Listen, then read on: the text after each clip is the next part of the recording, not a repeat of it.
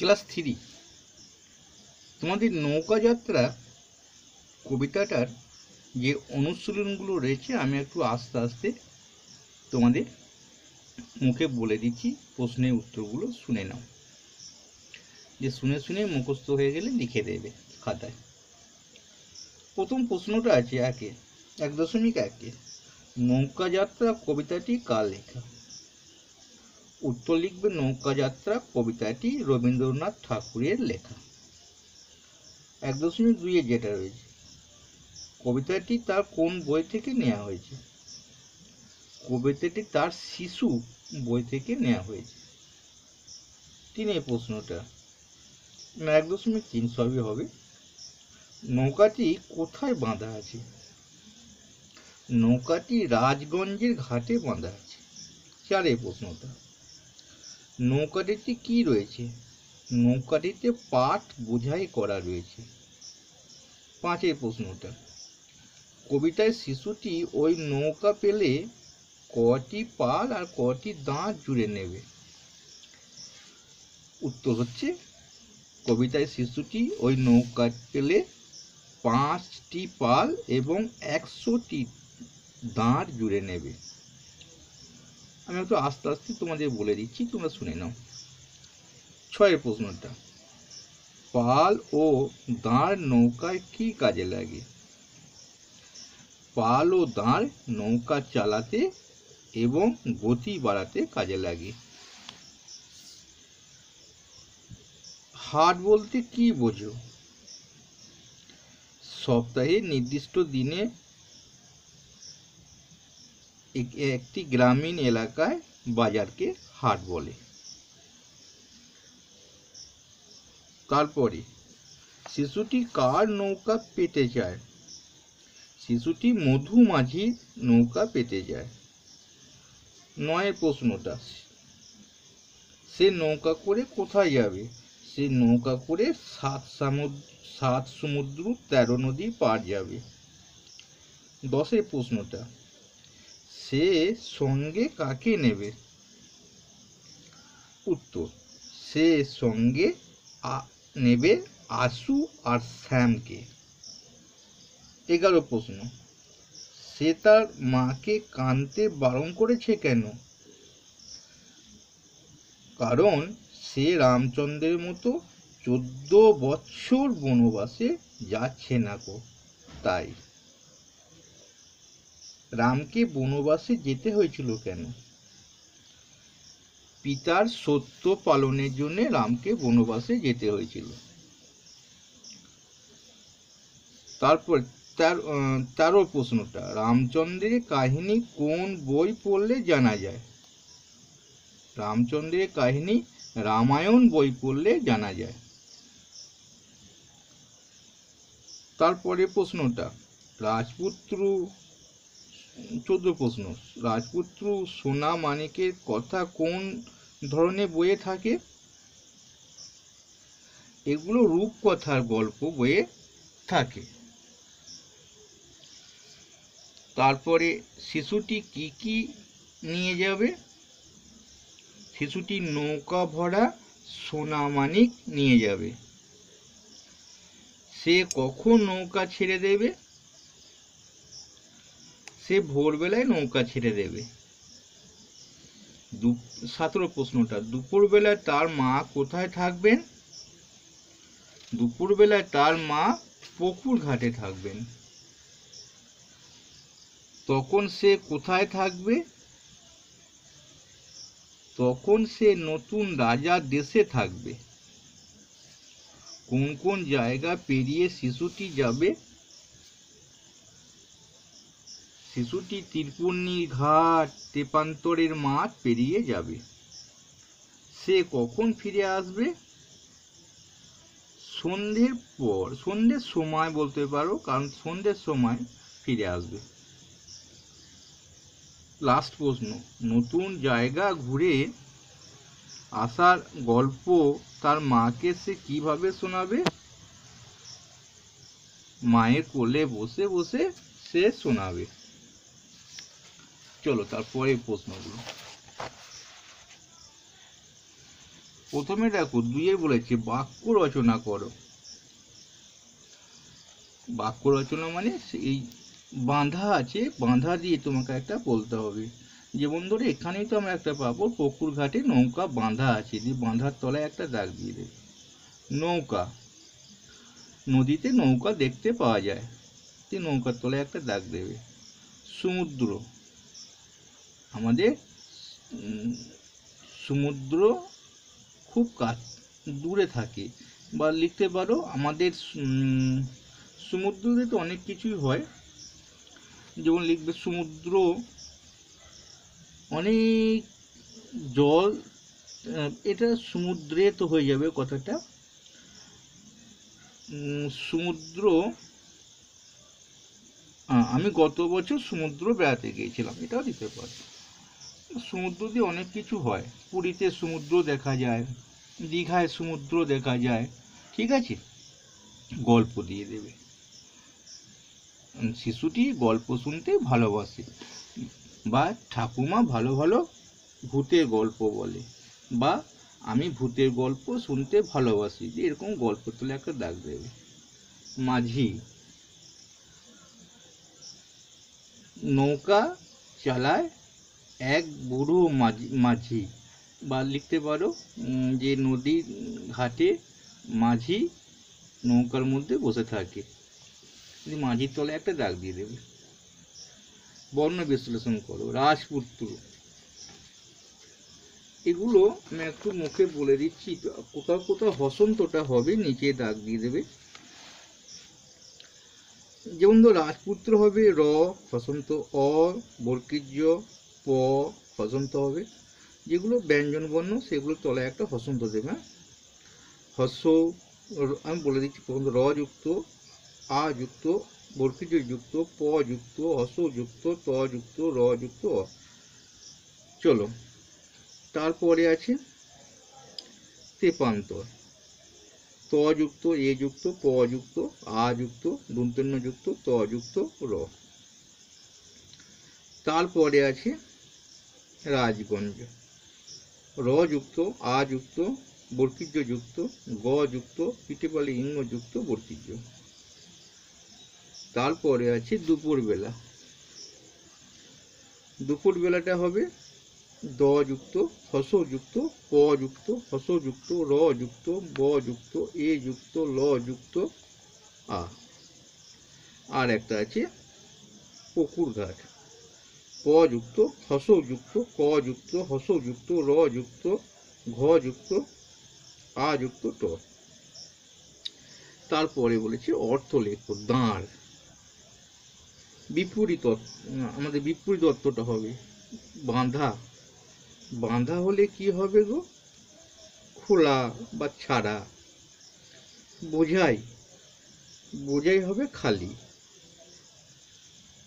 মিথ্যে, মিথ্যে হবে সত্যি। সন্ধে, সন্ধে হবে সকাল। দেশে হবে বিদেশে। তাহলে আমরা শিখে ফেললাম। অর্থ লেখো, মানে লেখো। দাঁড়, দাঁড়ের মানে কি হবে? নৌকা চালানো জিনিস। পার, এটা হচ্ছে দাঁড়। পাল, পাল হবে নৌকা, মানে কাপড়ের তৈরি এক পর্দা বিশেষ, নৌকায় বাঁধা হয়। তারপর লেখো কোণে, কোণে হলে লিখবে ঘরের এক প্রান্ত। তারপরেটা আছে মানিক, মানিক অর্থ হবে মূল্যবান রত্ন। তারপরে হবে পার, পেরিয়ে যাওয়া। তাহলে মানেগুলো হয়ে গেল। এলোমেলো শব্দগুলো, এইটা হবে এলোমেলো শব্দ যেটা রয়েছে। রাজপুত না, একটা ছিল সমর্থক শব্দ ছিল, সমর্থক শব্দ। সোনা, মানে সমর্থক মানে একই শব্দ হতে হবে। সোনা, সোনা মানে হচ্ছে স্বর্ণ বা দামি অলংকার, বা কনক বলতে পারো। নৌকা, নৌকা তো আমরা জানি, একে বলবো আমরা তরি, ত রয়েছি, বা খৈকার অন্তস্থ একা খেয়া। অনেক সময় মাঝিরা বলে খেয়াটা নিয়ে আতো, তো নৌকাটাকে নিয়ে আয়। খেয়া পারাপার তার মানে নৌকা পারাপার। নদী, নদী একটা ভালো নাম আছে, তটিনী, ত টয়সি দন্তে নদী কি। তারপরে আছে সমুদ্র, সমুদ্র একটা ভালো নাম আছে, সাগর। তারপরে একটাকে মাঠ, মাঠকে মনে হয় ময়দান। চলো আমরা এলোমেলো শব্দগুলোকে সাজিয়ে লিখি। এটা হবে রাজপুত্র, এটা হবে দুপুরবেলা, দুটো হয়ে গেল। আর একটা আছে, এটা কি হবে একটিবার, এটা হবে তেপান্তর, আর শেষেরটা হবে রাজগঞ্জ। রাজগঞ্জ সাজিয়ে নেবে বানানটা। তারপরে বলেছে শব্দ যুগলের অর্থ পার্থক্য দেখাও। এই বয়াকা ধয়াকার বাধা আর বচনদাকার ধয়াকা বাঁধা একই রকম উচ্চারণটা। বাধা মানে কি গো? বাধা মানে হচ্ছে প্রতিরোধ করা, আর বাঁধা মানে হচ্ছে বেঁধে ফেলা, বন্ধন করা। ছটা একা ছটা, ছটা একা ছটা, দেখো মাথায় একটা হাইফেন আছে, কমা মতো আছে না, সেমিকোলন বলা হবে। তাহলে এটা আমাদের কি মানে হবে, যে ছটা একা ছটা,